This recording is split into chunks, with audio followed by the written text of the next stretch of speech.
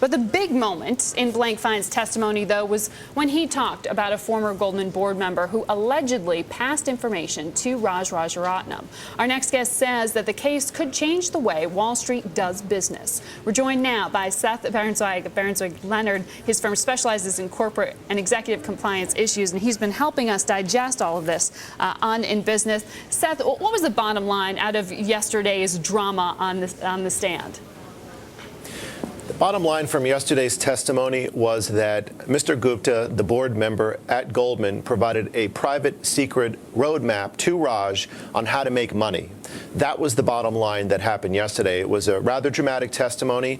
It was very detailed. It was supported by a wiretap evidence that showed that Mr. Gupta had a discussion with Raj shortly after the St. Petersburg board meeting in the summer of 2008, where they talked in detail about what happened at the board. He said that the board had, quote, big discussions about major acquisitions, and it was shortly after that and related information that Raj made the investment in Goldman. And then shortly after that, a couple of weeks later, there was other information that was passed on that allowed Raj to avoid huge losses when everybody thought that Goldman was going to be posting a quarterly profit, and instead it was running about a $171 million loss. That was very important testimony, and that was something that was very damaging in my view. You know, it's been called unprecedented to bring someone of the level and profile of Lloyd Blankfein to the stand to testify here. Was this the right call by the prosecution?